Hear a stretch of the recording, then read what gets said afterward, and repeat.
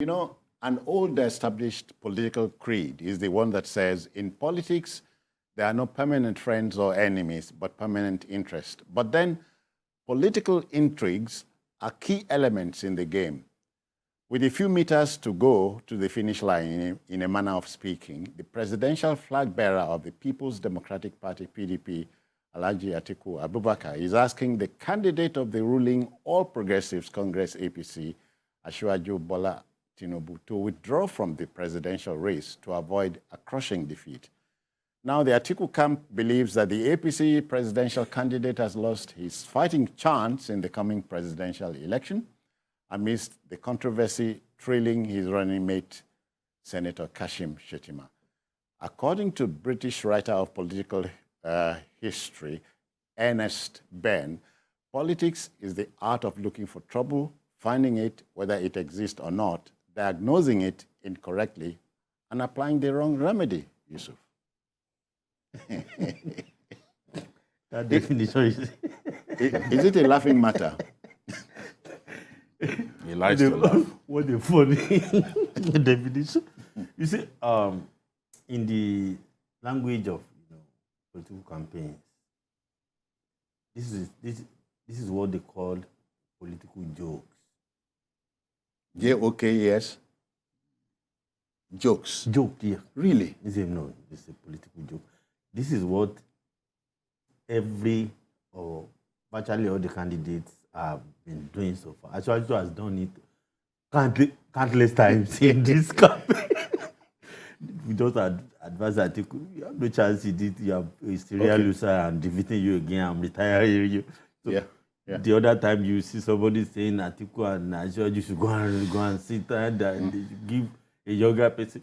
Another day, you see all the front runners, all the contenders should step down, for the pretenders, all sorts of things. And at a particular time, we heard somebody had stepped down for somebody, and the man said, those no. are no. See, until the day of the election, you cannot predict what will happen. Anything is possible. Some will plant information that, so person is not as withdrawn from the race. You need to come back. So this is the kind of things we continue to see, because even the person saying this knows 100% in his heart that it is impossible. As long as there is no issue of death, nobody can stop Asiwaju from contesting this election. You get my point? So Atiku himself knows it. Even when Asiwaju said Atiku should not come, Asiwaju knows that to come and contest. So it's a joke. And it's meant for entertainment, They love the theatrics when they are campaigning. They want to make people feel happy, entertained, and all. And those are the kind of things. It reminds me. It doesn't make any sense in the real sense of it. It reminds me of Adams Oshomole in his heydays. All right. Jide, we talk about political histrionics. This must be one of them. Blowing hot and cold. Except that, there is a bit of ironic twist to this advice given to Asiwaju to get out of the race.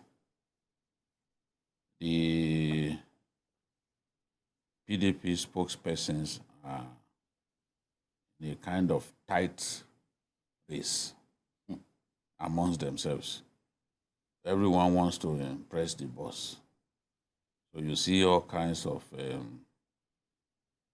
statements from spokespersons of the campaign.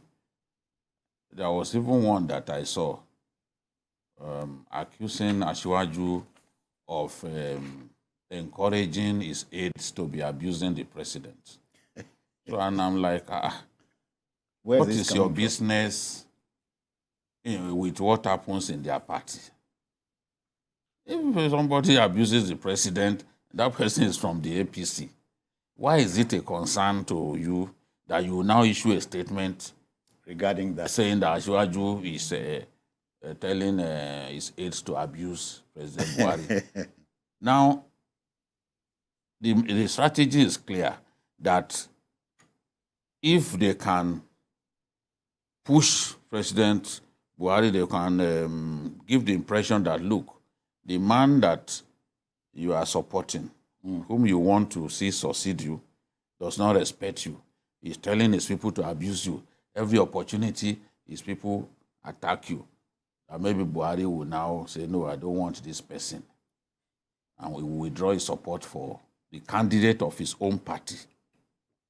That, in the real sense of the word, he presided over his emergence because he sat there during the primaries. Everything happened before his eyes. And he was the one who gave him the flag. So they are trying to see how they can put a wedge between the presidential candidate of the APC and the president himself. But that is not the only thing that's going on. The source of this statement was another poll. So many polls have been released during this political season.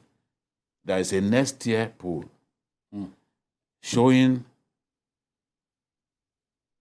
the candidate of the Labour Party ahead of the others. Yeah, I've seen it. There are 4 of them, 4 top contenders now. That poll showed Obi to be ahead of everybody. Yeah. Now,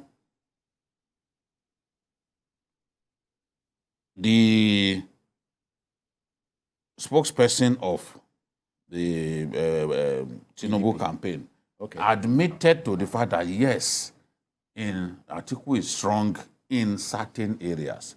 They then latched upon that, yes, he has admitted that Atiku is very strong in this area. This is a catchment area. This is impregnable in this area.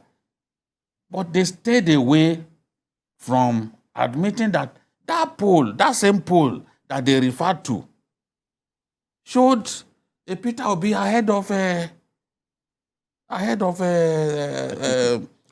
All of them. Yeah. Somewhere else. Yes. It was auto. You didn't refer to that. Should, for example, if you believe that poll, that should get you worried that it looks like Labour Party is about to win this.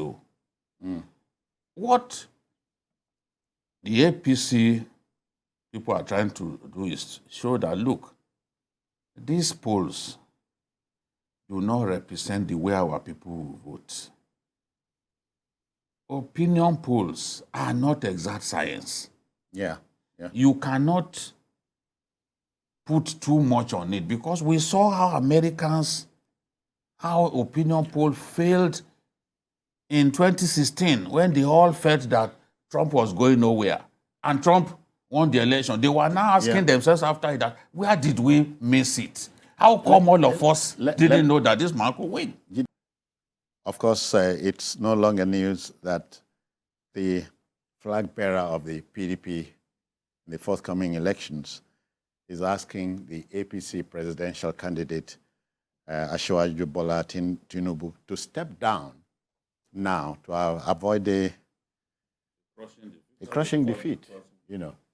And I was saying that this whole argument began from the Neste poll, an African-based international development consulting firm that came up with a poll showing that Peter Obi is ahead of other presidential candidates with 37.8%, Atiku in second with 27%, and Tinubu 24%, and Kwankwaso 6%.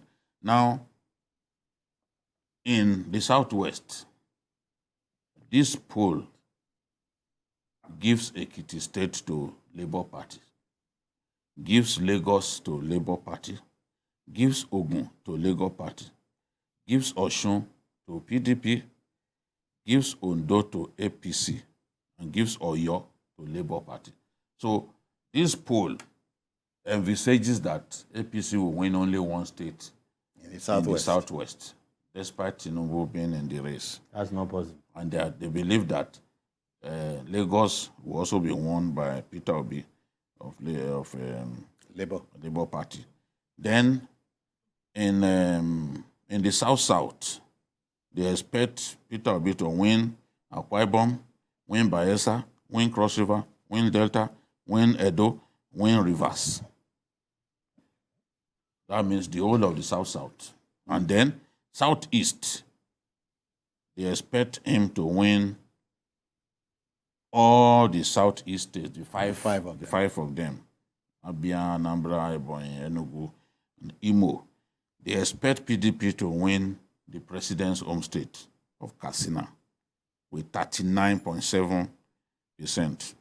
Then NMPP to win Kano with 57.9%. Sokoto, they expect the PDP to win with 61%. Then Kebbi, they expect the PDP to win with 49%. Zamfara, APC to win with 51.1%. When you go to North Central, they expect, the poll expects Labour to win Benue. They expect Labour to win Nasarawa as well. And they expect PDP to take Niger and Plateau.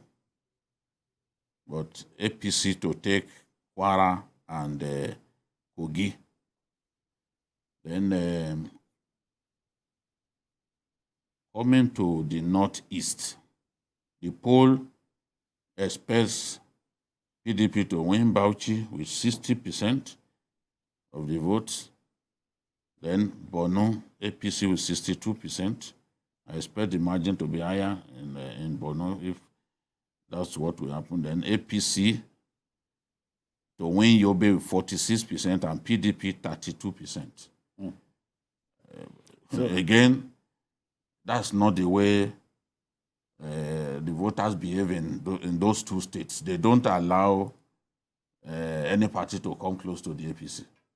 That's why we always say that Borno and Yobe are one-party states. Mm-hmm. Then Gombe, they expect the APC to win a tight race there. And surprisingly, they expect APC to win Atiku State. Adamawa. Curiously, too. Adamawa, with Labour coming second with 30.8% and PDP 29.2%, meaning that Atiku will come third in Adamawa State. I was in Adamawa. I spent 9 days in Adamawa about 2 weeks ago. That's not what I saw. That's not what I saw, that Atiku will come third. When people will come third in Adamawa State. In his state. And he's in the race, he's contesting for president. And he's not popular in his state. That is the impression that they are giving us, that he will come third. That Peter Obi will defeat Atiku in Adamawa State. This is why sometimes people laugh at some of this polling. Some will get it it's wrong. a sentiment. I mean, how can Atiku come third in Adamawa State? At least the son of the soil factor will play out for every Even as strong as President Buhari is in northern Nigeria, he couldn't defeat Atiku in the state, in Adamawa State. Yeah. Yes, it was a tight race, but he managed to defeat the president, even as an incumbent president in Adamawa. Now, with Buhari not in the race, they are telling us that Atiku will come third. So this is the thing. So I'm not surprised that Bayo came out to say, look, Bayo Ononuga dismissed it, but admitted that in some parts of the country, Atiku is quite strong. Now, admitting that Atiku is strong in some areas is what led to the statement that, he too acknowledges that a man is impregnable in certain places, therefore, he should quit the race. This is a joke now. This is a joke. You cannot tell Tinubu to quit the race now. What is the reason that I will give to the supporters for quitting the race? It's impossible. You know? So in politics, anything is possible. Of course. Anything. But it's not like this one is not. It's not going like to happen. withdrawing from the race. Asking Yeah, Asiwaju yeah. to withdraw from the race. How will you achieve that? No, how will you achieve that? That's impossible. Except, you know, that I don't know what will make any major candidate to withdraw. All right. Even no court case well- can stop it. Well, the viewer must not forget there are 18 presidential candidates in all. So the voter is king in all of this, Of course. regardless of the poll stars.